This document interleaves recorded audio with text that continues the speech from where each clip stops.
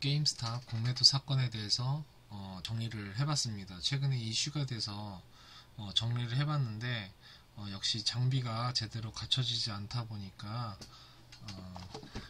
지금 몇 번째 다시 찍고 있습니다. 오디오가 안 들어간다든지 영상이 잘린다든지 해서 이렇게 하고 있습니다. 유튜브를 계속 하게 될지 해볼만 할지 잘 몰라서 아직 장비를 하나도 아직 산 게 없는데 하나쯤은 사서 해봐야 되지 않을까 생각이 됩니다. 일단 공매도 게임스탑 공매도 사건에 대해서 사건의 진행 상황에 대해서 먼저 알아보겠습니다. 게임스탑이라는 오프라인 게임 판매업이 이제 존재를 하고 있었습니다. 이제 해당 회사의 주가가 4달러에서 20달러로 상승을 합니다. 4달러에서 20달러로 상승을 할 때 오프라인 게임 업체가 이제 주가가 너무 높다라고 판단을 하고 기관이나 이제 펀드 자금들이 콜매도 주식 공매도를 치면서 공격을 합니다. 이때 한 주식 게시판에서 공매도가 주식에 비해서 너무 과도하다라고 이제 게시글이 올라옵니다. 유통 주식수의 140%를 공매도했다니 심각하죠. 게시판 이용자들이 주식을 매집을 해서 폭등을 시켜버립니다. 이때 일반 이제 개인 투자자들끼리 계속 따라붙으면서 주가가 300달러를 뚫게 됩니다. 이때 기준으로 1700%의 상승이라고 합니다. 20달러의 공매도를 친 기관은 이제 300달러에 매수를 해서 20달러에 매도 치고 300달러에 매수해서 갚을 위기에 처하게 되는 겁니다. 약 80조 손실이라고 일단 뉴스에서 추정을 했는데요. 장중에 주가가 이제 400불을 뚫고 있을 때 로빈후드라는 업체, 주식 매매 어플이죠. 로빈후드라는 업체가 개인들을 이제 주식 매수를 못하게 게임스탑에 대해서 매수 버튼을 없애버립니다. 이때가 이제 문제가 이제 시발점이 된 논란이 된 이제 시발점이겠죠. 기관은 매수가 가능하고 주가는 60% 급락을 하게 됩니다. 개인들이 로빈후드를 이제 고소를 하려고 움직이고 정치권에서도 상원 의원들이 이제 동참을 하기 시작하면서 사회적인 이슈로 도마 위에 올라가게 됩니다. 현재 진행 상태로는 어찌됐든 이제 다음 주부터 기관들이 주식을 실제로 사서 메워나가야 하는 상황인데 최대 손실은 340조까지 이상으로 일단 시장이 예측을 하고 있습니다. 미국의 펀드사들이 이 손실에 대비해서 아시아 시장에서 대규모 매도를 한다는 얘기도 있고 그래서 우리나라 시장부터 여러 아시아 시장이 이제 조정에 들어갔다 이런 얘기도 있고 미국 내 시장 역시 이제 게임스탑으로 인해서 투자가 게임스탑으로 몰리면서 나머지 주식들을 매도하고 그게 자금이 이동을 하면서 주식을 하락하고 있다. 이렇게 뉴스에도 나오고 있지만 이 부분은 이제 썰이죠. 확실한 어떤 근거는 아직 없는 부분이니까. 어쨌든 자금 이동을 하고 있는 것으로 보인다라고 이제 뉴스에서 보도가 나왔고 현재 미국 기관들은 아직 항복하지 않았다면서 대대적인 반격을 준비한다고 보도가 됐습니다. 기관들이 항복하지 않았다. 이것도 참 어이가 없는 좀 논란이 될 만한 어떤 뉴스인 것 같은데 결국은 개인 투자자를 죽여야 된다는 유통 주식수의 140%를 공매도 치면서 개인 투자자를 죽여야지 된다라는 어떤 그런 부분도 조금 논란이 있지 않을까 이렇게 생각이 됩니다. 어쨌든 국내에서도 신한금융투자에서 게임스탑에 대해서 이제 거래가 막히면서 국내 투자자들이 큰 손실을 봤다라고 보도가 됐고 뉴스에 신한금융투자 거래 화면이 이제 캡처가 돼서 떴더라고요. 봤습니다. 그러면 게임스탑이라는 회사는 어떤 회사인가? 게임스탑은 이제 텍사스에 본사를 두고 시작된 게임 업체로서 보통 이제 마트 같은 데에 매장을 두고 전 세계 6,000개의 매장을 보유하고 있습니다. 게임 관련된 기기부터 어떤 중고 제품도 판매를 하는데 게임계에 월마트라는 수식어가 있을 정도로 시장 영향력이 크고 규모가 있는데 한편으로는 온라인 구매에 따른 어떤 유통시장 변화에 따라서 오프라인 매장의 시장 위협도 상존하고 있습니다. 제가 일부러 애드가 사이트라든지 어떤 미국의 재무제표를 미국 사이트에서 직접 본 건 아니고 이 부분은 그냥 간단하게 왜냐면 저는 이제 게임스탑에 그렇게 관심은 없었거든요. 없기 때문에 그냥 investing.com에서 그냥 한국말로 해석되어 있는 그냥 재무제표 한 페이지 맨 위에 거 그냥 하나를 캡처해 봤습니다. 재무제표를 보고 싶으면 인베스팅이나 야후 파이낸스도 괜찮고, 이제 좀 더 지식이 있으시고 좀 더 깊이 있게 하시는 분들은 어떤 그 증권거래소의 그 에드가 사이트에서 이제 공시되는 자료나 공시되는 재무제표를 보시는 게 좋을 것 같습니다. 어쨌든 게임스탑의 공매도 사건으로 인해서 파생된 이슈가 총 3가지로 저는 정리를 해봤는데, 이 사건을 주도하면서 대형 기관 투자자의 공매도에 대응을 한 개인 투자자 키스질은 이로 인해서 360억 3,300만 달러를 이제 수익을 봤다고 하죠. 이분이 뭐 그 육상 선수 출신의 뭐 회계로 학교를 나오고 뭐 CFA까지 딴 뭐 사람이라고 합니다. 지금은 뭐 유튜버이자 뭐 개인 투자자로 그냥 전업 투자자로 활동을 하는 것 같습니다. 이분 같은 경우는 이제 360억 벌어가지고 개인 집부터 짓겠다라고 뭐 이런 인터뷰를 했나 본데, 역시 돈이 생기면 역시 전 세계를 막론하고 내 집 마련부터 일단 해야 되겠죠. 뭐 이런 첫 번째 이슈가 있고, 두 번째로는 게임스탑에서 승리한 미국의 개인 투자자들 역시 다음 먹잇감을 찾으러 다니겠다면서 시장에 어떤 결집을 예고하기도 했고, 규제 당국이 시장 개입을 내비치기도 했습니다. 그러면서 한편으로는 규제 당국이 기관 편이냐 하면서 이제 시장의 논란도 조금 있는 것 같습니다. 이 부분도 사실 많이 논란이죠. 불공정 매매라든지 이런 부분을 떠들면서 개인 투자자들이 어떤 뭐 그런 논란이 있다 뭐 이렇게 얘기를 하는데, 기관 투자자들이 비밀리에 어떤 개인 투자자들을 죽이고 자기네들끼리 불공정 매매를 하고 자기네들끼리 협의를 해서 매집을 하고 공매도를 치고 심지어 유통 주식수보다 더 많은 물량을 매도친다는 게 상식적일까, 이런 부분에 있어서도 논란이 될 것 같습니다. 이때 이제 테슬라의 회장이 이제 일론 머스크가 이제 있지도 않은 차를 팔지 못하고 있지도 않는 부동산 팔지 못하는데 왜 주식은 있지도 않은데 팔 수 있느냐면서 공개적으로 공매도를 사기라는 표현까지 써가면서 비판을 했습니다. 다음은 이제 게시판을 한번 살펴보겠습니다. 이 사건의 이제 발단이 된 게시판은 레딧이라는 앱의 이제 주식 정보 공유방인 월스트리트 배츠라는 그 방입니다. 레딧이 이제 들어가 보시면 알겠지만 그냥 온라인 커뮤니티입니다.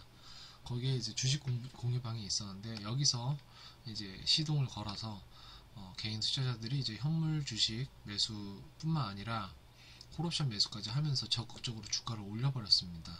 수요 공급에 따라서 한정된 주식을 매집하면서 급등한 것은 당연한데, 이 사건에 따라서 시장 교란이나 불확실성에 대한 규제 발언이 오르내리고 있는 겁니다.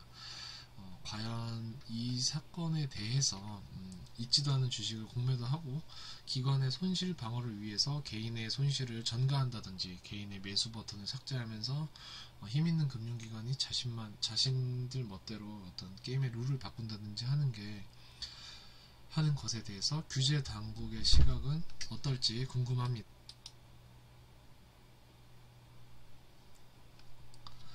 또 하나, 미국의 어떤 헤지펀드들처럼 은밀한 회의가 아닌 게시판을 통해서 공개된 회의이기에 불공정 매매로 볼 수 없고 어떤 SNS의 힘이라든지 집단 지성으로 볼 수 있지 않을까, 이런 생각이 됩니다. 공매도 시장에 대한 긍정적인 역할을 기대하려면 개인 투자자와의 형평성도 고려해야 되고, 주식시장 정말 공매도라는 제도가 시장에 긍정적인 역할을 하는 거라면 주식시장이 아니라 다른 시장에도 검토돼야 될 부분이 아닐까, 이런 부분에 있어서도 생각을 해봐야 될 것 같습니다. 이 부분은 이제 자본주의 하에서 어떤 대형 금융기관에 대한 불공정하다고 느끼는 개인 투자자들이 이제 저항과 시민혁명으로 볼 수 있다라고도 굉장히 자극적으로 뉴스에 나왔는데, 또 한편으로는 버블의 어떤 마지막 불꽃에서 기관은 서서히 발을 빼고, 물론 이로 인해서 뭐 망하는 펀드사가 생긴다라고 하지만 전체적으로 기관은 발을 빼면서 개인 투자자들이 마구잡이로 불나방처럼 달려붙어서 불에 타 죽는 형상이 될까봐 걱정이 되기도 합니다.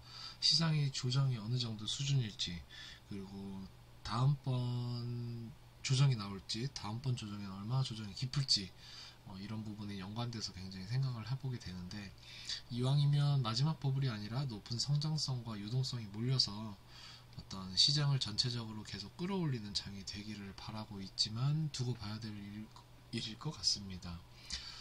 다들 아시다시피 부정적인 시각에서는 빅스 지수가 급등을 하고 어떤 금리 상승이라든지 백신 공급의 차질, 부작용 이런 우려들이 있죠. 결국은 시장이 좀 어쨌든 안정화되려면은 가장 크게는 백신 공급이 돼서 코로나가 좀 잠잠해지고 다시 경제 활동이랑 어떤 기업이 다시 사업을 비즈니스를 다시 좀 예전처럼 원활하게 할 수 있고 관광, 문화, 어떤 해외 출장부터 모든 것이 다 정상화돼야 그때 또 무언가를 생각해 볼 수 있기 때문에 그 부분이 조금 또 이슈가 될 것 같습니다. 다음으로는 로빈후드를 한번 알아보겠습니다. 여기서 계속 이 사건에서 계속 등장한 로빈후드가 굉장히 사건의 어떤 중심자이기도 한데 논란의 중심자이기도 한데 로빈후드는 미국의 무료 증권 앱으로서 주식, 옵션, 가상화폐까지 수수료 무료, 거래 수수료 무료의 편리성까지 갖춘 증권 거래 앱이라고 합니다. 이래서 미국에서 여러 젊은 청년들이 돈 벌겠다고 주식 시작할 때 이 로빈후드를 많이 이용한다고 합니다. 저는 안 해봤죠. 저는 로빈후드는 전혀 이제 들어가 보지도 않아서 어떻게 생겼는지는 모르는데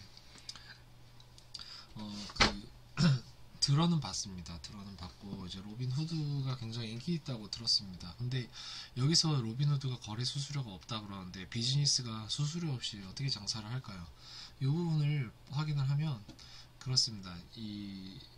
뉴욕 증권거래소의 매매 딜러 제도라는 것이 있는데 즉 마켓메이커라는 어떤 회사가 존재를 하고 이 회사가 증권사와 거래소 사이에서 매매 시장을 조성하는 역할을 합니다.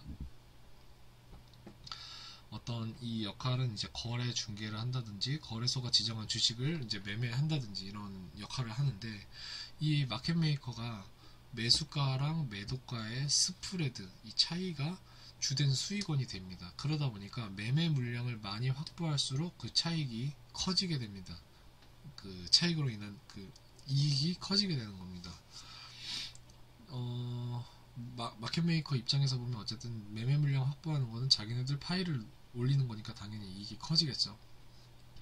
즉 이들이 개인의 주문을 많이 확보를 해서 하기 위해서 이제 증권 앱 같은 그런 업체에다가 수수료를 많이 내고 물량을 받아온다고 합니다. 오더를 따오는데 게임스탑 같은 이제 게임스탑의 마켓 메이커가 이제 시타델 증권이라고 있는데 이 시타델 증권이 로빈후드에 지불하는 수수료가 수천만 불이 된다고 합니다.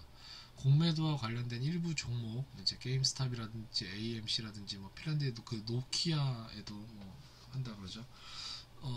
이런 공매도와 관련된 일부 종목에 대해서 로빈후드가 신규 매수를 차단하고 매도만 가능하게 하는 어떤 방식으로 개인 투자자들의 집단 소송 움직임이 나타나고 있다고 합니다. 문제는 또 시타델 증권입니다. 이 업체는 그 헤지 펀드도 운영을 하면서 그 공매도 펀드들과의 긴밀한 관계를 갖고 있는데 최근에 멜빈 캐피탈이라는 헤지 펀드가 게임스탑의 공매도로 피해를 입고서 25억 불을 긴급 수혈할 때 그 거액을 지원한 회사가 시타델 증권입니다. 더 이상 급등은 시타델도 곤란하게 됐다. 이렇게 되다 보니 시타델이 이제 로빈후드에 어떤 그 많은 수수료를 주다 보니까 협상권이나 압박권이 있겠죠. 로빈후드가 매수를 제한하면 주가는 급락하게 됩니다. 결국 이 둘 사이에 얽히고 설킨 어떤 관계까지 그 수면 위로 드러나면서 헤지펀드라든지 대형 금융사에 대한 그 불신과 개인 투자자들의 분노가 극에 달한 사건이 아닐까 이런 생각이 됩니다. 결국 이 게임스탑 사건 때문에 중앙화된 금융에 대한 신뢰도는 물론 이제 정부나 어떤 규제, 대형 기관 등에 대한 신뢰도가 떨어지고 더 나아가서는 개인 투자자들의 기관의 시장 역할에 대한 기관이 어떤 시장 역할을 하는 것에 대해서 불신과 분노를 표출한 사건이 아니었나 생각이 됩니다. 특히 로빈후드처럼 매수 버튼을 없애버리면 금융기관이 자기 마음대로 게임의 룰을 바꿔버리면 시장 참여자들이 그 시장을 어떻게 신뢰하고 참여를 하겠습니까? 더군다나 고객의 돈으로 운영되는 금융기관이 자기네들 살자고 개인을 다 죽였는데 그 그것이 이제 수면 위로 드러나는데 그 분노와 불신으로 당연히 연결될 수 있지 않을까 하는 생각이 듭니다. 연결돼서는 이에 따라서 반사적으로 탈중앙화를 앞세워서 개발된 어떤 암호화폐, 가상화폐 시장에 대한 크립토커런시에 대한 긍정적인 바람이 또 더 불 수도 있지 않을까 생각이 되고, 그렇기 때문에 앨런 머스크가 자신의 SNS에 비트코인을 해시태그 한 것이 아닌가 이런 생각도 듭니다.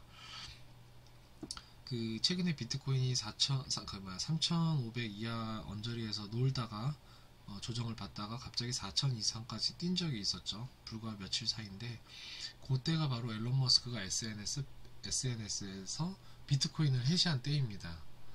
이 또한 이 계기로 전통적인 금융, 예르금 같은 그런 금융에서 벗어나서 크립토커런시의 디파이 시스템으로 점차 이동을 하고 그 시장이 더 커지는 계기도 될 수 있지 않을까 또 한편으로는 생각을 해보게 됩니다.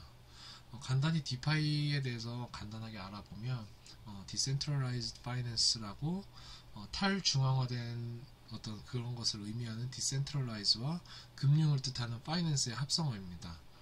네이버 지식백과에 따르면 오픈소스 소프트웨어와 분산된 네트워크를 통해서 정부나 기업 등 중앙 통제를 받지 않는 금융생태계라고 돼 있는데, 쉽게 정리를 하면 블록체인에서 작동을 하는 투자, 결제, 송금, 예금, 보험, 투자, 모든 것을 아우르는 그 각종 금융 서비스를 말하고, 이 중에서 이더리움이 블록체인 기반의 스마트 컨트랙트 그 플랫폼 접목으로 그 디파이에 가장 적합하다고 평가가 되면서 이더리움이 디파이의 핵심이다 이렇게 조금 그 각광을 받으면서 비트코인이 조정하는 시기에도 이더리움은 가격 방어를 잘했습니다. 최근에 이더리움 2.0으로 이제 업그레이드 중이죠. 이런 얘기가 있죠. 그 디파이 시장 활성에 또 이더리움 2.0이 기대감을 지금 받고 있고요.